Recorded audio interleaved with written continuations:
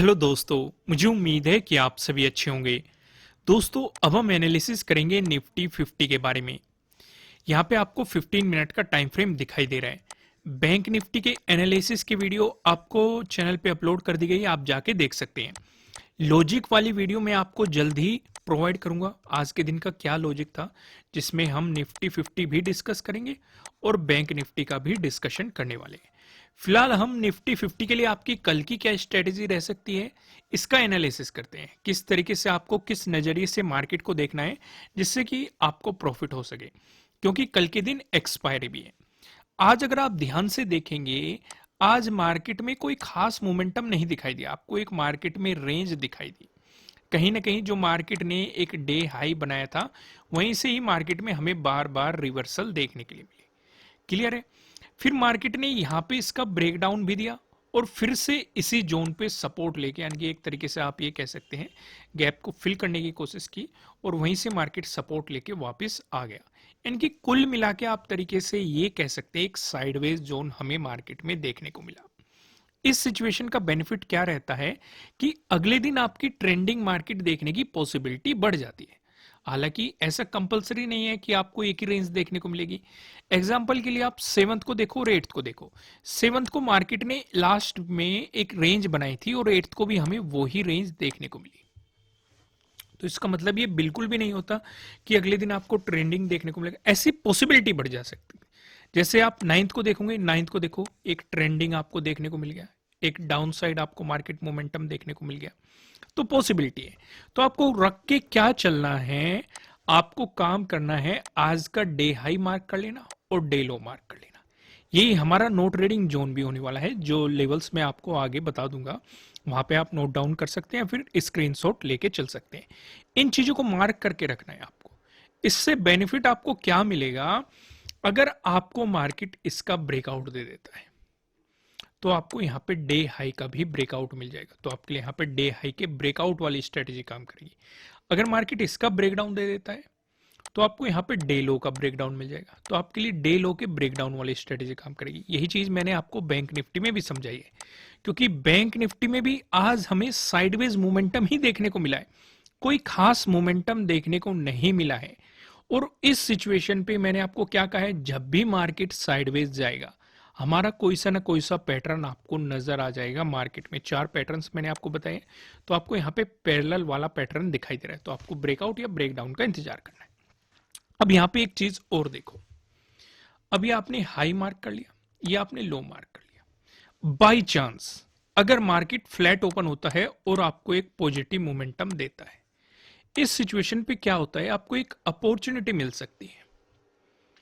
कैसे? अगर positive momentum आया तो मार्केट ऊपर की तरफ जाएगा, ऊपर की तरफ जाएगा तो 14 का, यानी कि आज का जो डे हाई है, ये आपके लिए पहला टारगेट हो सकता है। अभी मैंने आपको क्या समझाया कि जब तक इसका ब्रेकआउट ना मिल जाए, प्राइस ऊपर सस्टेन ना कर जाए, तब तक आपको बाइंग एंट्री नहीं लेनी है। प्राइस ऊपर सस्टेन होने के बाद ही आपको बाइंग एंट्री लेनी है। या फिर अगर कोई प्राइस एक्शन क्रिएट हो जाए तो बहुत अच्छी बात है। लेकिन जो रिस्क लेना चाहते हैं, थोड़ा सा रिस्क लेना चाहते हैं, तो वे क्या कर सकते हैं, अगर फ्लैट ओपन होकर पॉजिटिव मोमेंटम दिखाता है तो इसे पहला टारगेट लेके चल सकते हैं। यहीं पे अपनी प्रॉफिट बुकिंग कर सकते हैं या फिर हाफ क्वांटिटी के साथ प्रॉफिट बुकिंग कर सकते हैं और फिर देख सकते हैं कि मार्केट अपने डे हाई का ब्रेकआउट दे रहा है कि नहीं दे रहा है। क्योंकि यहां पे एक बात और है, अगर आपने मेरी प्रीवियस वीडियोस देखी है तो मैंने इस जोन के बारे में आपको डिटेल में एक्सप्लेन किया है। 18,720 वाला जो जोन है, आज भी हम डिस्कस करेंगे प्राइस एक्शन के अंदर, वहां पे इस जोन का डिस्कशन होगा। यहां से एक मजबूत रेजिस्टेंस हमें पहले देखने को मिला है। एक ही दिन पे मार्केट ने 3 बार, आप देखेंगे, मार्केट ने रेजिस्टेंस की तरह एक्ट किया है और आपको गिरावट मार्केट ने दिखाई है। तो एक मजबूत रेजिस्टेंस हो सकता है, इस रेजिस्टेंस पे भी आपकी खास नजर होनी चाहिए। अगर आपने यहीं पे फ्लैट ओपन होके पॉजिटिव मोमेंटम आया, बाइंग पोजीशन बना ली, अगर आप यहाँ पे नहीं निकले, मार्केट ब्रेकआउट दे देता है, तो यहाँ पे तो आपको प्रॉफिट बुकिंग करनी ही बनती है। क्लियर है? कोई कंफ्यूजन नहीं है ना? सारी चीजें क्लियर है?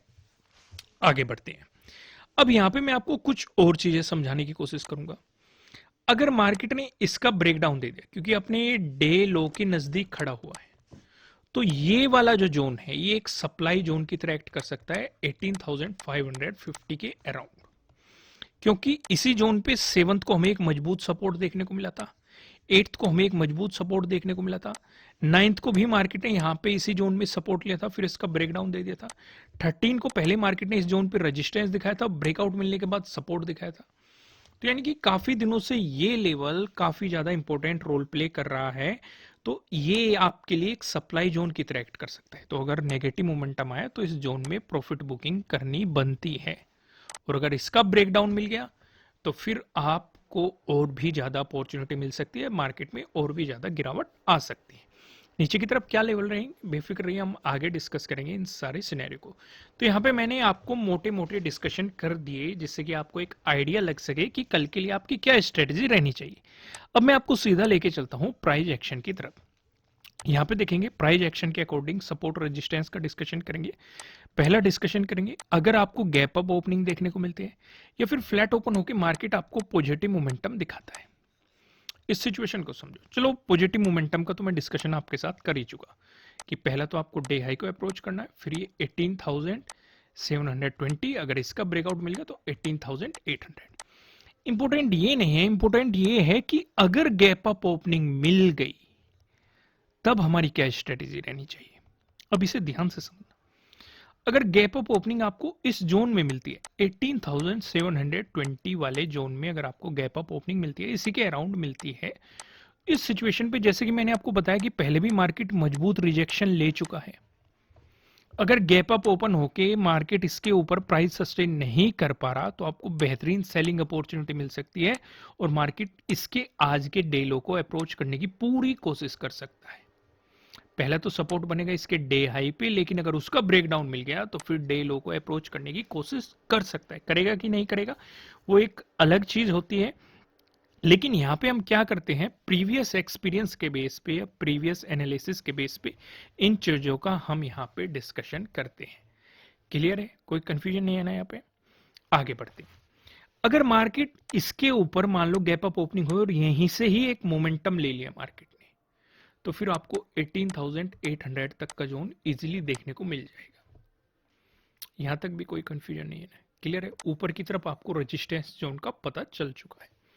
वहीं पे बात करें, अगर आपको गैप डाउन ओपनिंग मिल गई, गैप डाउन ओपनिंग अगर आपको इस जोन के अंदर मिली 18,600 के अराउंड आपको गैप डाउन ओपनिंग मिल गई, इस जोन में अगर आपको गैप डाउन ओपनिंग मिलती है तो यहां से सपोर्ट लेने की पॉसिबिलिटी है अगर प्राइस ऊपर ही सस्टेन करता रहा, क्योंकि पहले भी मार्केट मजबूत रिवर्सल्स यहां से दिखा चुका है। आपने फिफ्थ को देखा एक बेहतरीन सपोर्ट, आप सिक्स्थ को देख सकते हैं बेहतरीन सपोर्ट, सेवंथ और एट्थ में रेजिस्टेंस की तरह एक्ट किया है, आप 13 को देख सकते हैं एक मजबूत रेजिस्टेंस की तरह एक्ट किया, और हम जानते हैं रेजिस्टेंस है ब्रेकआउट मिल गया तो वो सपोर्ट की तरह एक्ट करेगा।